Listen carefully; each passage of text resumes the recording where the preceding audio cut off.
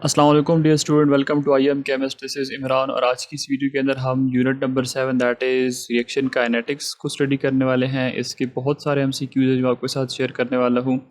इससे पहले की जो वीडियोस थी उसके अंदर हम लोगों ने किप्स एकेडमी, स्टार एकेडमीज़ और नियर पीयर के जो एमसीक्यूज हैं वो कर लिए हुए हैं। और अगर आपने वो देखने हैं तो आप मेरे चैनल का प्ले लिस्ट पर जाएँ, आपको वहाँ पर प्ले लिस्ट मिलेगा with the name MD CAT 2022 and MD CAT 2023। यहाँ पे आपको तकरीबन हर चैप्टर के जो MCQs है वो इस तरह सॉल्व फॉर्म में मिलेंगे। If you like my effort do subscribe to my YouTube channel.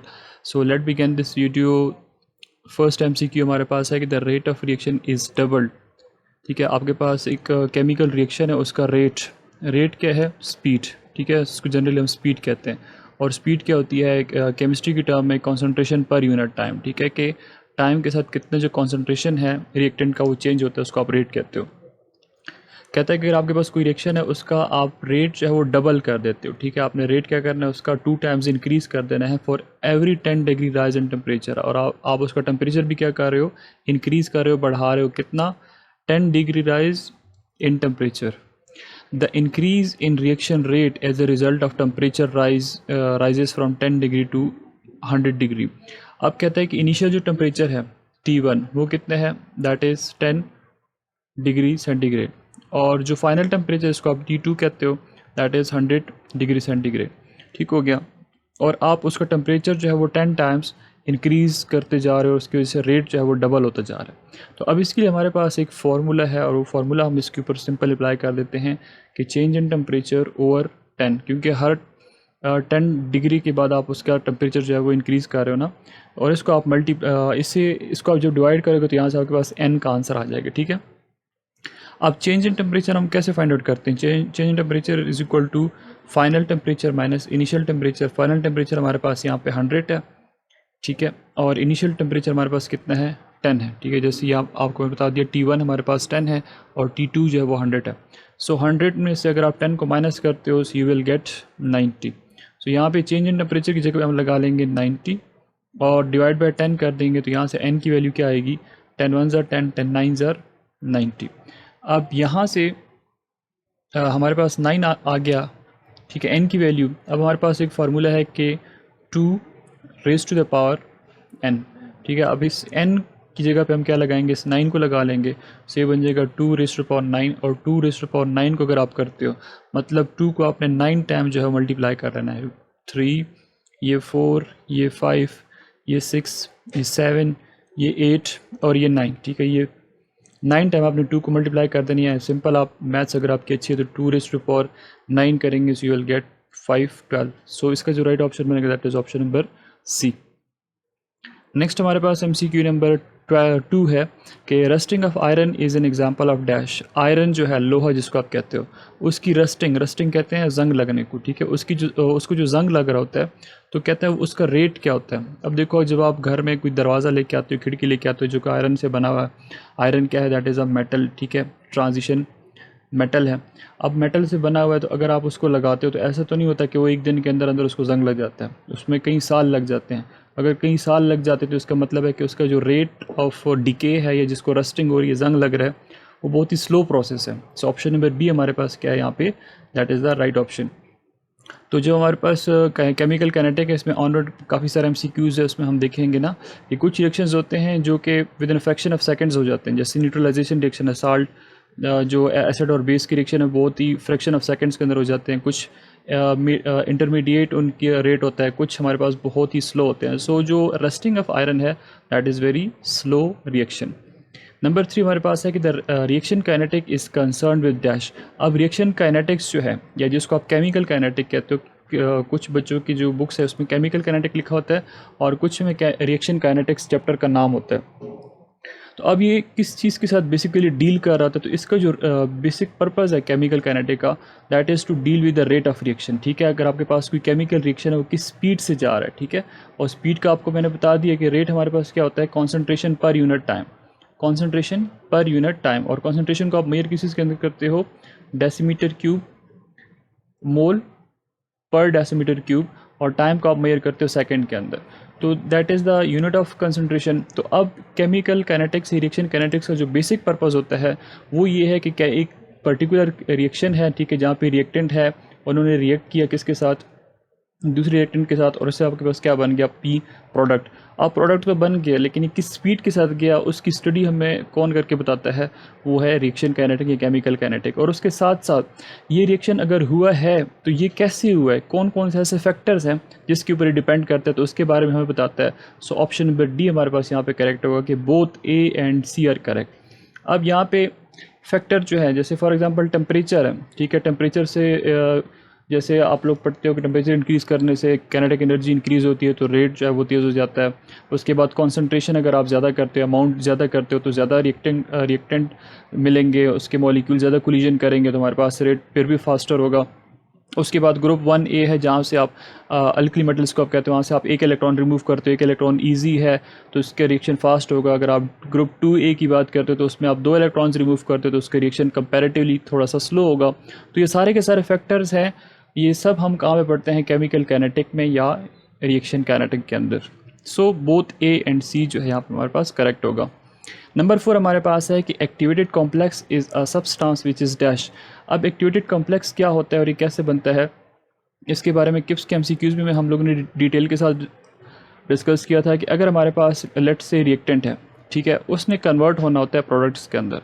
अब प्रोडक्ट्स में कन्वर्ट होने से पहले दरमियान में वो एक फेज़ पे जाता है जिसको आप कहते हो इंटरमीडिएट फेज़, ठीक है, इंटरमीडिएट फेज़ होता है। और वहाँ पे क्या होता है, हमारे पास एक कॉम्प्लेक्स बनता है जिसको आप क्या कहते हो, एक्टिवेटेड कॉम्प्लेक्स। एक्टिवेटेड कॉम्प्लेक्स क्या होता है, एक्टिवेटेड कॉम्प्लेक्स जिस तरह पहाड़ है, ठीक है, अब पहाड़ है उसके ऊपर आप चढ़ोगे और उससे फिर नीचे उतरोगे तब जाके आप फाइनल डेस्टिनेशन तक पहुँचोगे। इसमें भी यही होता है कि अगर आपके पास एक केमिकल रिएक्शन है वो हो रहा होता है इस तरह, ठीक है, ये कुछ यूँ होता है, डायग्राम आपकी बुक में गिवन है कि यहाँ पे कंसंट्रेशन होती है, यहाँ पे हमारे पास टाइम है, ठीक है।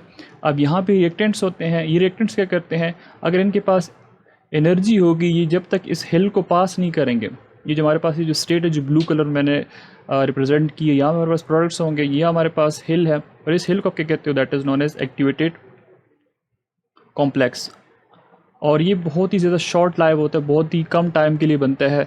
अगर रिएक्टेंट के पास इतनी एनर्जी होगी कि वो इस हिल को पास कर सकेंगे तभी जाके प्रोडक्ट के अंदर कन्वर्ट होंगे, अदरवाइज ये कन्वर्ट नहीं होंगे और ये हमारे पास यहाँ से रिएक्शन जो है बैक हो जाएगा। सो ये जो एक्टिवेटेड कॉम्प्लेक्स है ये बहुत ज़्यादा अनस्टेबल होता है। अब अगर ये यहाँ पे आएगा, वापस एनर्जी होगी मॉलिक्यूल के पास, तो फिर तो ऑनवर्ड मूव कर जाएगा, प्रोडक्ट में कन्वर्ट हो जाएगा। लेकिन अगर इसके पास एनर्जी नहीं होगी तो क्या करेगा, बैकवर्ड मूव कर जाएगा और हमारे पास जो रिएक्टेंट है प्रोडक्ट के अंदर कन्वर्ट नहीं हो पाएंगे, वो रिएक्शन फिजिबल ही नहीं होगा। सो ये जो हमारे पास है ये बहुत शॉर्ट लाइव होती है और बहुत ही ज़्यादा अनस्टेबल स्टेट होती है। यहाँ से हमारे पास जो रिएक्टेंट है वो फर्दर आगे कन्वर्ट हो जाते हैं। सो ऑप्शन नंबर बी हमारे पास यहाँ पे करेक्ट है कि एक्टिवेटेड कॉम्प्लेक्स जो है जब कभी रिएक्शन होता है तो उसमें इंटरमीडिएट स्टेट बनती है और ये हमारे पास हाईली अनस्टेबल होती है। इसमें अगर एनर्जी होगी मॉलिक्यूल के पास आगे जाने की तो प्रोडक्ट में कन्वर्ट होंगे, नहीं होंगे तो फिर रिकन्वर्ट होकर रिएक्टेंट में वापस आ जाएंगे।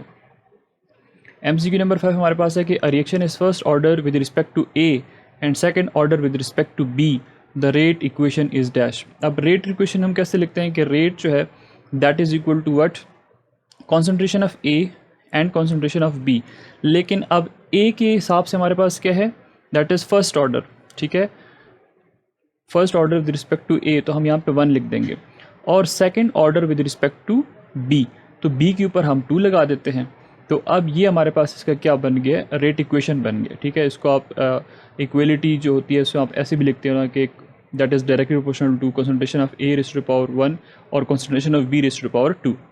तो 1 आप लिखें या ना लिखें इसका जैसे फ़र्क नहीं पड़ता। सो यहाँ पे जो हमारे पास राइट ऑप्शन बनेंगे that is option number A के rate is equal to concentration of A और multiply by concentration of B raised to power 2, क्योंकि हमारे पास ये सेकंड ऑर्डर है।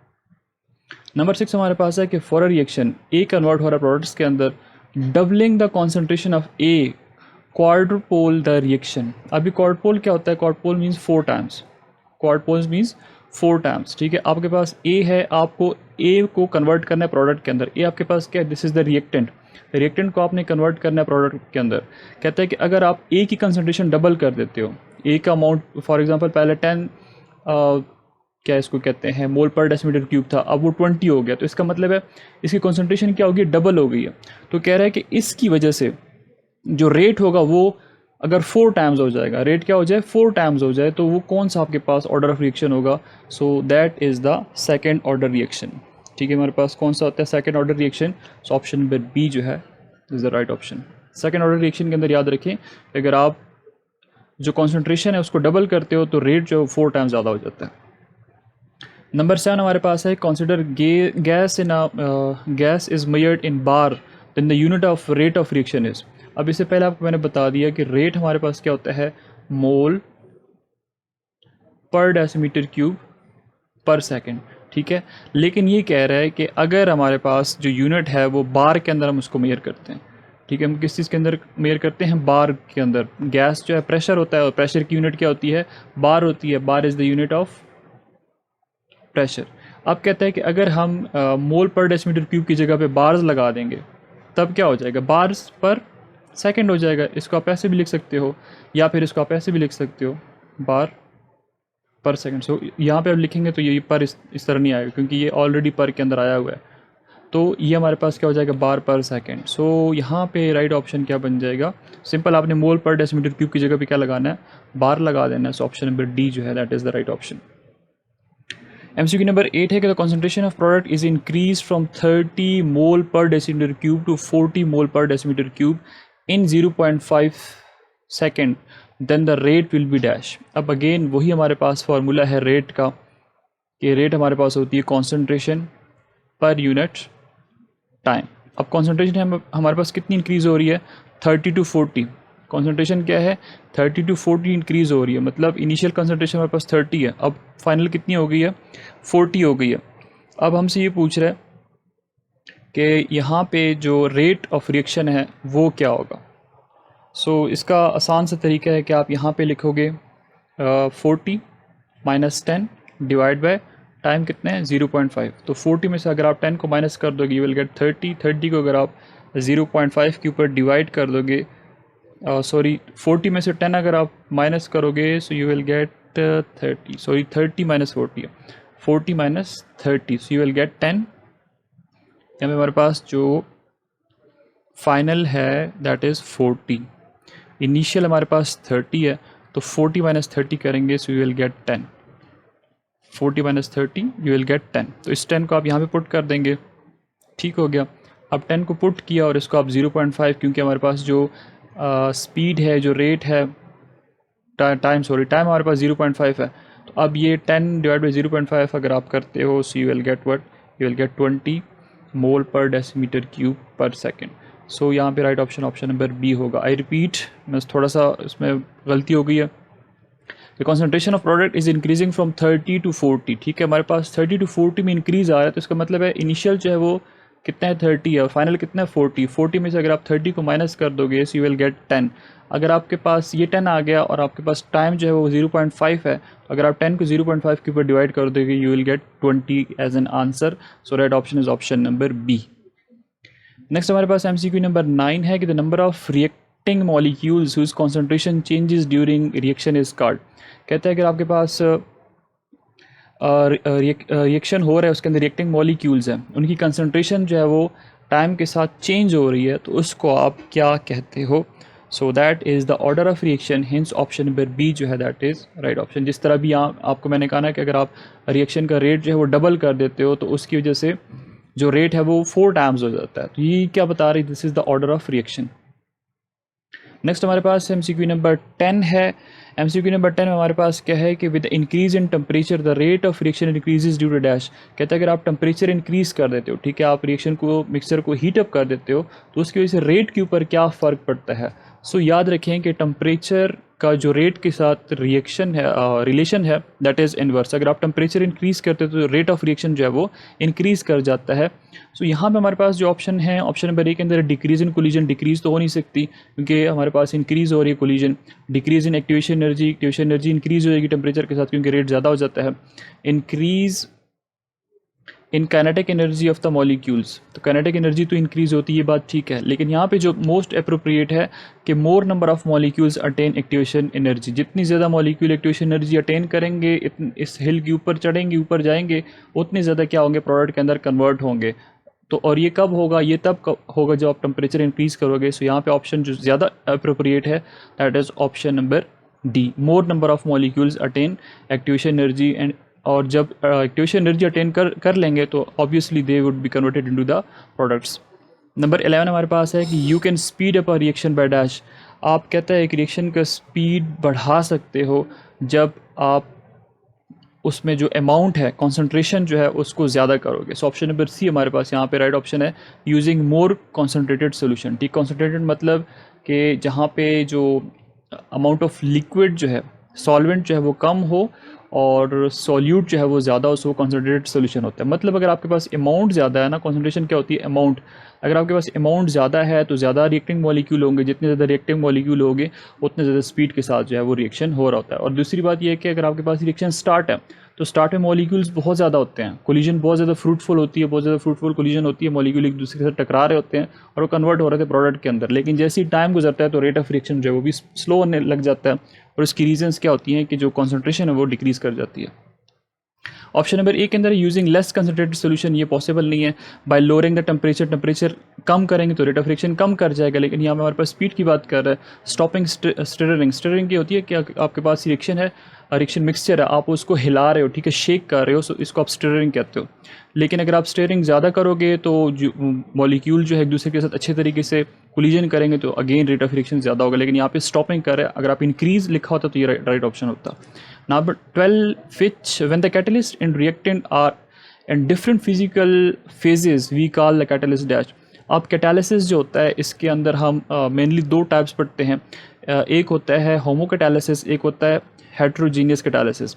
अब होमो मीन्स सेम, होमो का क्या मतलब होता है, सेम। जीनियस मीन्स फेजेस से निकला हुआ है, ठीक है। फेज क्या होती है, सॉलिड, लिक्विड, गैस, नॉर्मली हम पढ़ते हैं। फिर फोर्थ जो है state of matter that is plasma, और हेट्रो का मतलब होता है डिफरेंट, और genius means again phase.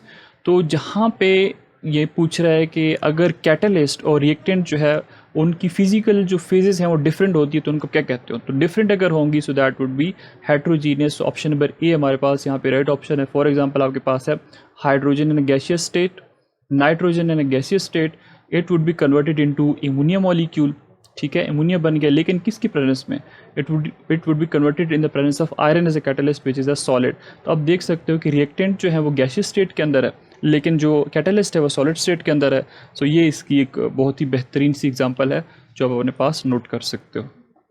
Next हमारे पास MCQ नंबर 13 है, the reaction which is zero order. अब इसमें से बताएं कि कौन सा रिएक्शन ऐसा है जो कि जीरो ऑर्डर है। सो ऑप्शन नंबर ए के अंदर है decomposition of N2O5 dinitrogen pentoxide, formation of this is iron or iodide, I think FeI2। Next option number C के अंदर है formation of glucose in plant. Option number D chlorination of methane in sunlight. अब देखो जो zero order reaction है इसके about याद रखें कि जो फोटोकेमिकल रिएक्शन है, जो फोटोकेमिकल रिएक्शन है, फोटोकेमिकल, फोटो निकला हुआ लाइट से, ठीक है, ऐसे रिएक्शन जो लाइट की प्रेजेंस में होते हैं सो उनको क्या कहते हैं, फोटोकेमिकल रिएक्शंस। और फोटोकेमिकल रिएक्शंस जो हैं they are zero order reactions. ये आप अपने पास नोट कर लो, ये याद करने वाली बात है। अब यहाँ पे लिखा है formation of glucose in plant. अब ग्लूकोज जो है प्लांट के अंदर कैसे बनता है, ग्लूकोज बनता है फोटोसिंथेसिस से। फोटोसिंथेसिस, प्लांट्स अपने फूड को कैसे प्रिपेयर करते हैं, फूड को प्रिपेयर करते हैं with the help of photosynthesis, और फूड इनके क्या है, ग्लूकोज है, ठीक है। और ये किसकी प्रेजेंस में होता है, सनलाइट की प्रेजेंस में। तो यहाँ पे जो राइट ऑप्शन बनेगा that is option number C, formation of glucose which is an example of photosynthesis, and photosynthesis occur in the presence of light, so hence this is zero order reaction। Number 14 हमारे पास है कि the order of reaction of carbon tetrachloride from chloroform is dash. अब कहता है कि order of reaction बताए carbon tetrachloride की अगर आप फॉर्मेशन करते हो क्लोरोफॉर्म से। सो अगर हम इसका केमिकल रिएक्शन पहले लिखते हैं तो केमिकल रिएक्शन कुछ ही होता है कि आपके पास क्लोरोफॉर्म है CHCl3, this is the chloroform, chloroform organic molecule है, ठीक है। इसको आपने क्या करना होता है, क्लोरीन के साथ रिएक्ट करना होता है, और क्लोरीन के साथ रिएक्ट करने के बाद ये क्या बना देता है, कार्बन टेट्राक्लोराइड, और हमारे पास HCl जो है वो गैसियस स्टेट के अंदर यहाँ से रिलीज हो जाता है, ठीक है। कार्बन टेट्राक्लोराइड जो है वो लिक्विड स्टेट के अंदर होता है, ये हमारे पास लिक्विड स्टेट के अंदर है, क्लोरीन इज़ अ गैस। तो अब यहाँ पे जो इसका रेट ला है, अब ये हमें याद करना होता है। एक्चुअली ये रेट ला जो है वो कुछ ही होता है कि डिपेंड कर रहा होता है किसके ऊपर, कॉन्सेंट्रेशन ऑफ क्लोरोफॉर्म के ऊपर, CHCl3 एंड क्लोरीन के ऊपर, ठीक है। अब यहाँ पे जो क्लोरीन है इसके बरक्स जो है इसका ऑर्डर जो होता है 1/2 होता है। अब ये हमें कैसे पता चलता है? ये हमें पता चलता है एक्सपेरिमेंटली। जो केमिकल काइनेटिक्स के लेक्चर थे उसके अंदर हम लोगों ने पढ़ा था कि जो ऑर्डर ऑफ रिएक्शन है उसको हम बैलेंस्ड केमिकल इक्वेशन को देख के डिटरमाइन नहीं कर सकते, वो हमें या तो याद करना होता है या फिर हम इसको एक्सपेरिमेंटली डिटरमाइन कर सकते हैं। सो यहाँ पे जो राइट ऑप्शन बनता है दैट इज़ 1.5, दैट इज़ 1.5। और ये आप इस तरह भी कर सकते हो कि ये इसके हिसाब से 1 होता है और यहाँ पे हमारे पास क्या है 1/2, तो 1 + 1 / 2 ये 0.5 + 1, ठीक है। तो 0.5 + 1 से क्या बनता है 1.5 बन जाता है, ठीक है। 1/2 से क्या बनता है 0.5 और ये +1 कर देंगे तो 1 + 0.5 से 1.5 आ जाएगा। So option number B is the right one. Next हमारे पास MCQ नंबर 15 है कि let us consider the following reaction. Nitrogen dioxide when react with carbon monoxide it form nitrogen monoxide and carbon dioxide. The rate equation for the reaction is this, then rate determining step is. अब rate determining step के about हम लोगों ने पढ़ा हुआ है कि RDS, ठीक है। इंडियन जिसको क्या लिखते हैं RDS। What is RDS? RDS is a rate determining step. जब कभी केमिकल रिएक्शन होता है तो केमिकल रिएक्शन में जो सबसे स्लोएस्ट स्टेप होता है, केमिकल रिएक्शन में जो सबसे स्लोवेस्ट स्टेप होता है that is known as rate determining step या रेट RDS। अब ये कह रहा है कि अगर आपके पास नाइट्रोजन डाइऑक्साइड है, ठीक है, it react with carbon dioxide और carbon monoxide, it produces carbon nitrogen monoxide along with carbon dioxide gas. अब कहता है कि इसका RDS कौन सा होगा।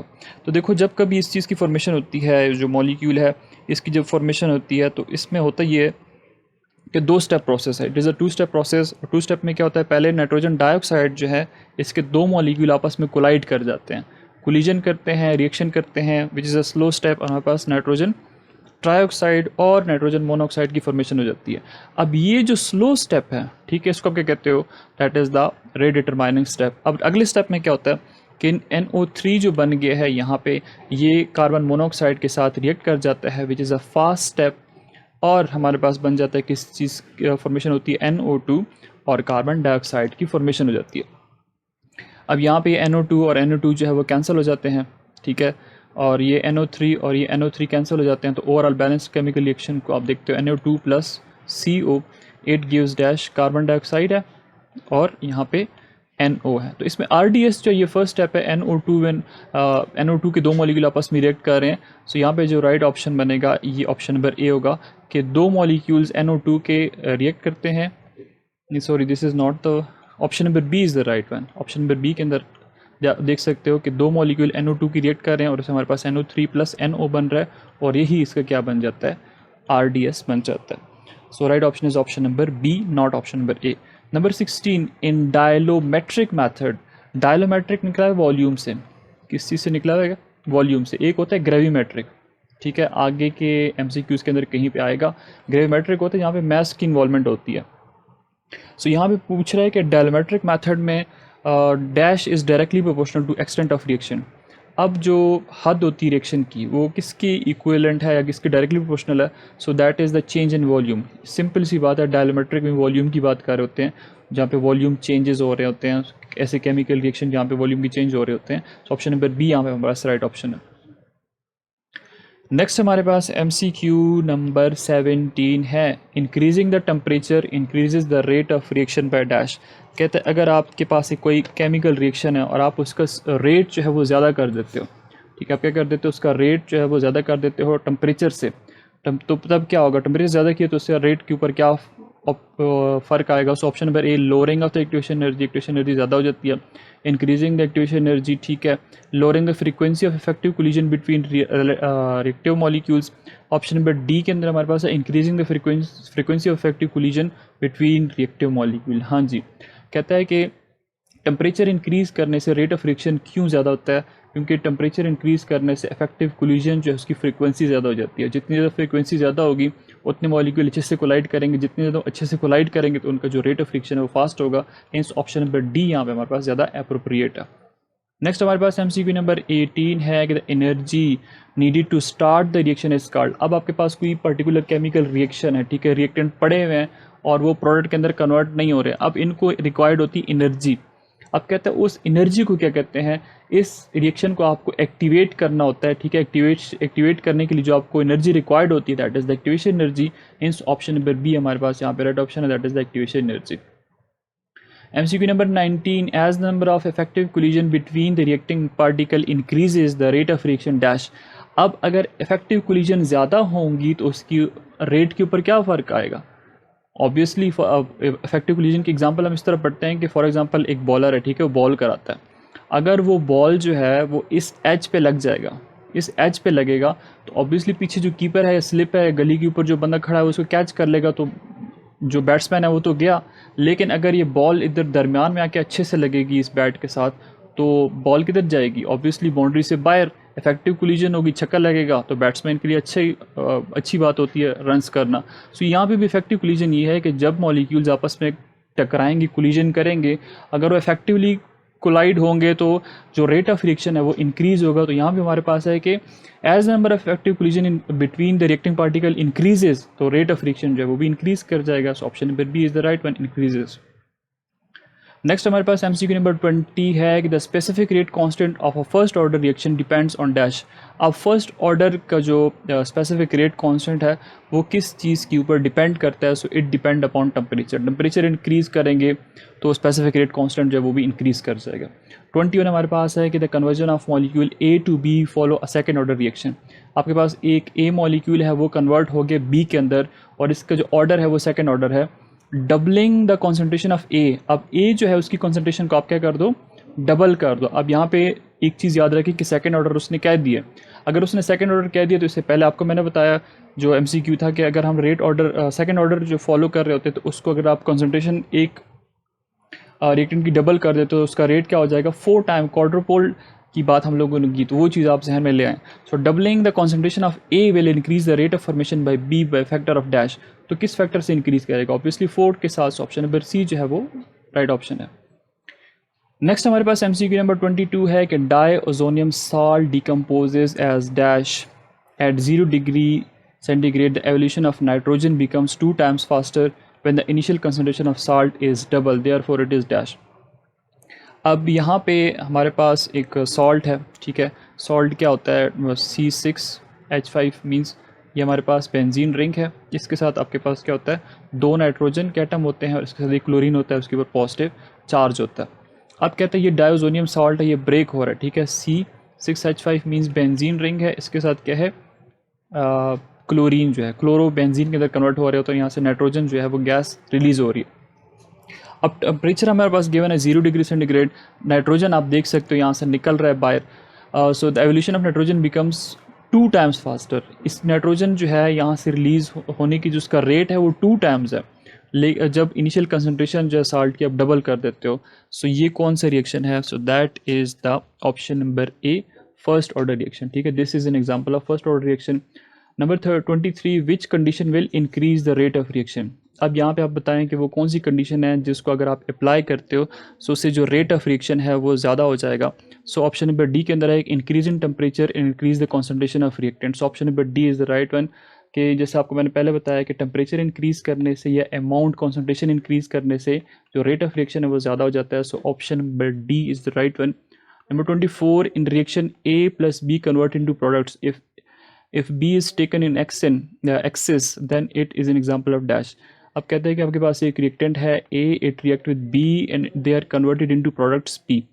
अब B जो है उसका अमाउंट आप ज़्यादा ले रहे हो, B जो है उसकी कॉन्सेंट्रेशन आप क्या कर रहे हो, ज़्यादा कर रहे हो। सो ये अब कौन से रिएक्शन की एग्जांपल है, आपके पास फर्स्ट ऑर्डर भी है, आपके पास सेकंड ऑर्डर भी है, थर्ड भी है, फ्रैक्शनल ऑर्डर भी है, सूडो फर्स्ट ऑर्डर रिएक्शंस भी हैं। तो इसमें से आपसे पूछ रहे हैं कि कौन से वाला इसका राइट ऑप्शन बनेगा। So that is option number B, pseudo first order reaction. और ये आपकी बुक में इन्होंने कैसे एग्जांपल दी हुई है कि फॉर एग्जांपल हमारे पास ये मॉलिक्यूल है, ठीक है, ये हमारे पास है मॉलिक्यूल, यहाँ पे मिथाइल ग्रुप है, यहाँ पे मिथाइल ग्रुप है, यहाँ पे मिथाइल ग्रुप है, इसके साथ यहाँ पे ब्रोमीन है, ठीक है। इसको जब आप वाटर के साथ रिएक्ट कर देते हो तो वाटर के साथ रिएक्शन के बाद ये टर्शरी अल्कोहल के अंदर कन्वर्ट हो जाता है। क्या हो जाता है? पहले अल्काइल हैलाइड है, टर्शरी अल्काइल हैलाइड है ना, Br is alkyl halide, bromine, ये कन्वर्ट हो जाता है अल्कोहल के अंदर, और यहाँ पे जो है HBr की फॉर्मेशन हो जाती है, हाइड्रोजन ब्रोमाइड। ठीक है, ये Br और ये वाटर ब्रेक होगा ना H और OH के अंदर, तो ये जो H है ये Br के साथ रिएक्ट करके HBr बना लेगा, ये OH जो है Br की जगह पे यहाँ पे अटैच हो जाएगा, टर्शरी अल्कोहल की फॉर्मेशन हो रही है। अब अगर हम इसका रेट लॉ लिखते हैं तो हम इस तरह लिखते हैं, आपकी बुक के अंदर भी गिवन है कि रेट जो दैट इज इक्वल टू के, ये जो कांस्टेंट है, रेट कांस्टेंट है, ये रेट किस चीज़ के ऊपर डिपेंड करता है? That is the concentration of this alkyl bromide. ठीक है, ये इसके ऊपर डिपेंड करता है, वाटर के ऊपर डिपेंड नहीं करता। अब उसकी वजह क्या है? वाटर को आप ज़्यादा अमाउंट के अंदर ले रहे हो, वाटर को आप ज़्यादा अमाउंट के अंदर ले रहे हो, it means it would act as a solvent. If it is a solvent so it would not effect the rate of reaction, hence आप इसको यहाँ पे रेट लॉ के अंदर नहीं लिखते।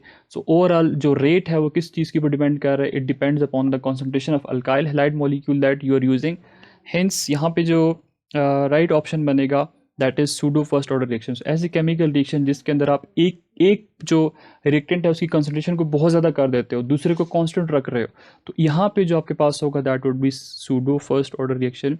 सो these were the 24 MCQs from this chapter which we have discussed in this part. Next जो part होगा उसके अंदर हम मजीद MCQs डिस्कस करेंगे। If you like my effort do subscribe to my YouTube channel. Thanks for watching.